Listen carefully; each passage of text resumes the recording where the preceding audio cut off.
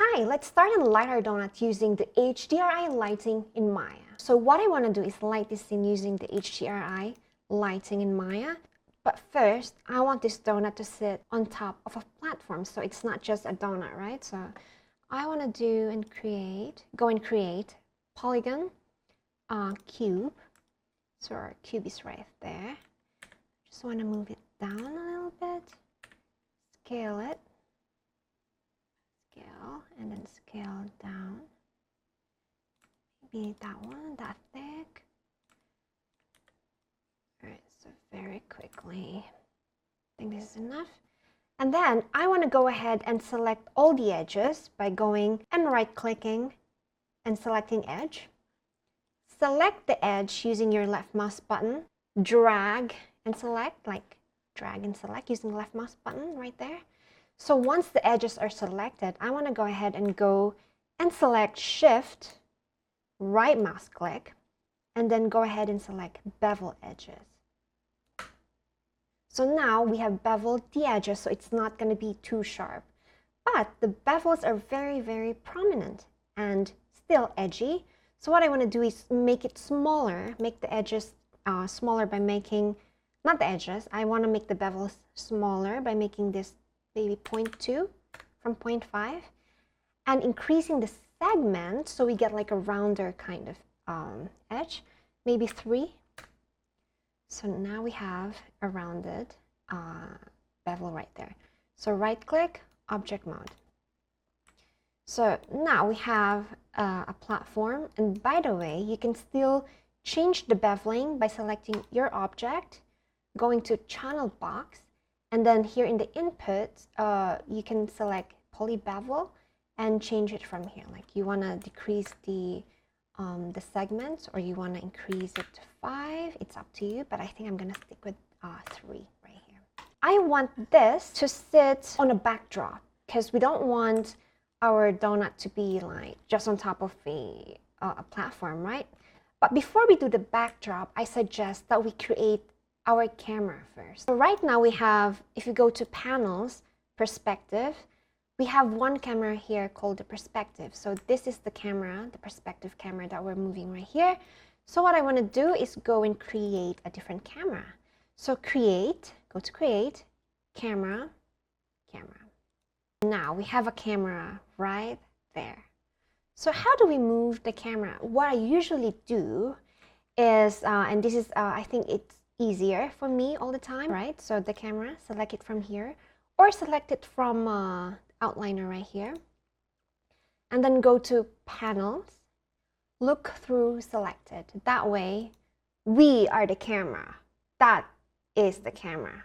So we just zoom out using the middle mouse button and just crop it through, and then just, position it as you like. How will we know the resolution gate? Like the resolution, for example, I wanted to use 1920 1080. How will I know if where are the edges of the view of the camera? I think I would go for 2K square.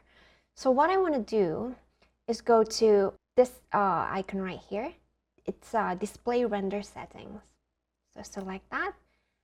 So this will show us a bunch of settings for a render. It will show the renderable cameras that we have, the image size, which is the resolution, which is now at 960 by 540. So how do we know? Let's put it here, and I will just click this icon right here. This will show the film gate. And if you select the resolution gate, it will show you the resolution of our shot right here, which is 960 by 540. I can go ahead and go for a full HD 1080, which is 1920 1080 right here. But I think I will go for this shot, specific shot, I would go for 1K square.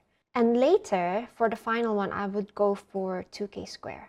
I can go ahead and maybe frame it like this, all right? So if I go back to my perspective and zoom out, you can see that the camera is pointing from there, right? So it's looking down on our donut. So I go back again to camera 1, and we can see our frame.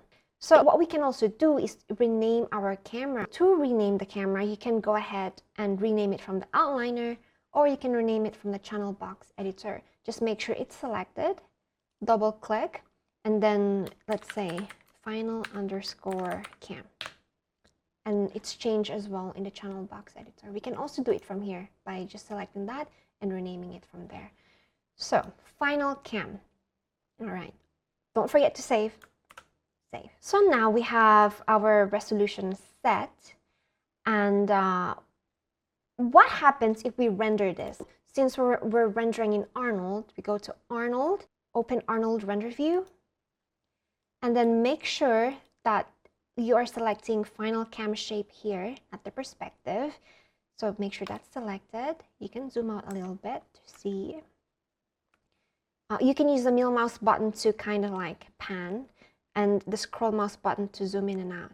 So basically this is our render view right here. This is our magic button. If we click it, it will render the frame. So let's click it. We didn't see anything because we don't have light existing in the scene, and we can go ahead and close this one. Before I go ahead and add the lights, what I want to do is to create a backdrop. It just looks much better and more interesting. So I go ahead and create, and what I always want to do is I'll create a plane right there. And I couldn't see it, but it's right here, it's selected. So I just make it big like this. And I want to go ahead and go to my perspective view and do it from here.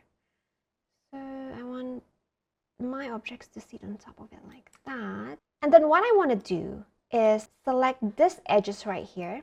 Right click, select the edges. So I select this edge, shift, and double click on the last edge that you want to select. So I want to go and extrude it up. So shift, right mouse click, extrude edge. So select this arrow that points up and just extrude it like that. And then object mode. If we go back to our final camera, that is my backdrop. But this is what I want to do. I want to extend it so our entire frame has a backdrop like that. Even scale it a little bit and then move like this. I want to go and press 3. So that will make it soft and smooth in the render. What I want to do is create a skydome. So we go to Arnold, Light, Skydome Light. Since we're using HDRI to light this scene, we're going to use a skydome light. By default, what does a skydome look like in our render? So again, we open our render view and press render. It basically gives an illumination, but it's very flat. If we go and zoom in, we can also see that our render is very grainy. It needs fine-tuning. What I want to do is show you a bunch of stuff when we select the skydome right here. We go to channel box, attribute editor. We can actually simulate like a physical sun using the skydome. Like, just to give you an idea, we go and select this icon right here, the black and white icon. And just to show you, I go to Arnold and I type here physical to show a physical sky right here, AI physical sky. If we select it, see what happens. It's now we're having like really sharp shadows. It is replicating the sun. So if I increase the intensity, let's say 3, that is the intensity of the light. The azimuth will be the rotation. Just like what I said, this simulates the sun, and this is the rotation. And you can see like the time of day, right? Like this is noon, like the shadow is, can't really see the shadow. You just decide which light direction you prefer. But then again, we're not going to be using physical sun, but this is just for a demonstration. Go ahead and stop the render. Again, now we select the physical sky right here, the skydome rather. We right click color, and we can do and break the connection because we don't want the physical sky right there. So it's gone. If you render this, it's gone. But a while ago it was white because this was in white like this. What we want to do is plug in an HDR file right here. There is a resource that I always love to use, which is the polyhaven.com. So this is what I chose. I went ahead and downloaded the 2K version of it. And when I downloaded it, I went and put it on my source images inside my donut project source images. I copied and pasted it here. So close that. What I want to do is go ahead and select this black and white icon again. And then instead of physical, I want to go for file, this file right here. It usually is inside this folder called Maya right here. You just have to browse it here, file, select file.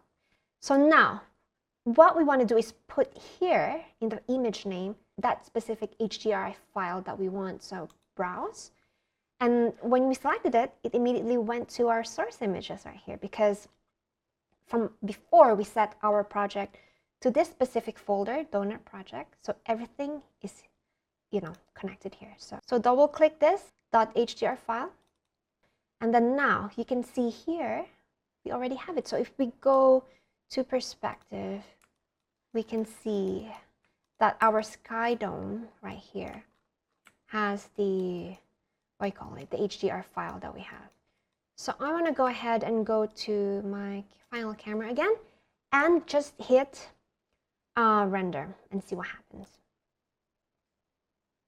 See what happens? That's a very different kind of lighting, right? So we get like softer shadows. But again, we have to fine-tune the sampling for later. And by the way, sometimes Arnold render view doesn't work, so you can go ahead and close it and reopen it again and then render. It's just how it works sometimes. From here, what we can do is rotate the direction of our Skydome so that we can, so let me show you. So we go to perspective again. So just have a look at the render right here. I press play, so it renders while we move and rotate. You see what's happening? Since we're using an HDRI, right now on our screen, on the right side of the screen, you can see the window of, this image right here. There's a window, right? Like from the HDR. That is like the source of the light that we are using to light our scene. That is kind of like the source of the light, right? So what if I kind of like rotate this here? You can see the shadows changing because the light now is from this angle, right in front of the donut right there. So you can just go ahead and experiment. You can even go and do it from here, because the HDR that we have has a lot of, apparently it has a lot of sources of light. So we have a couple of windows in the image. So 1, 2, 3, 4. We have like 4. So that's good. That's good. I want to make sure that there's like highlights and stuff. By the way, this lighting, we can always tweak it later, because later we are gonna add a bunch of colors and textures to our donut, and based on that you can tweak the lighting. But for now, let's just pick something that has like a really nice touch like that, and you can see and you can tell that it's a bit dim. So what I want to do is go to exposure and just make it 0.1 and see what happens. Actually, let's make it 1 and see what actually happens. So from 0 to 1, now our scene is lit, like it's very bright and illuminated. I think for the direction of our HDR, we can keep it like this and we can always tweak it later. But for now, I like how the shadow is forming right here and base right here. It has occlusion as well, which I like. I think we can discuss the sampling right now as well. We go to our render setup right here, this icon right here. Put it right here. We are using 1K to render this. What if I make it 2K? Let's see what happens. That's what happens. So now it's bigger. Our resolution is definitely bigger. But you can see that the shadow is still grainy. We need to adjust the sampling. So we can go ahead and stop it. There's an option here in our render view where we can only render like a small area, so we don't always have to render the entire thing. So I want to render a selected area, and I want to use this icon right here. It's called crop region, so select that, and then I just click left mouse button and then drag it to the area that I want to render, so maybe this area right here, and press render. So that's the only area that we are rendering, right? So to render the entire thing, we can just go ahead and select that later, and we can render the entire frame. But for now, let's do it like that. Press stop. And I want to see the difference. So to make sure that you have something to compare, we can go ahead and click this camera right here. It's called saving a snapshot. So basically, click that, and it will save as like a copy of this frame right here. We go to Arnold renderer. I think I want to make this 4, sampling 4, make the diffuse 4 as well, and maybe specular 3, and see what happens. Enter, press enter, and then press render. It is rendering a little bit slower right now because we increased the values for the sampling, and we stop, and then select the snapshot, and it saves a render right here, right? So to compare, we can just go ahead and click the first one, which rendered in like 0.03 right here, and this one. So as you can see, let's make it a bit closer. The difference is, there's a big difference, right? So what I always want to do is to adjust the samples for my HDRI. So for my Skydome Light, the sample default here is 1. So let's see if we make it 2. I want to make it 2. So let's go ahead, and so now you can see that the play button is disabled. That is because the snapshot right here has been selected. So just unselect that, and then you can now access the render button. So a while ago it was 13 seconds. It rendered for 13 seconds.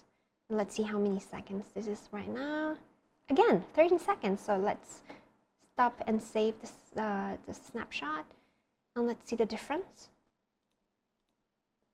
I see a big difference. Like the shadows is now softer, like the graininess, you can tell.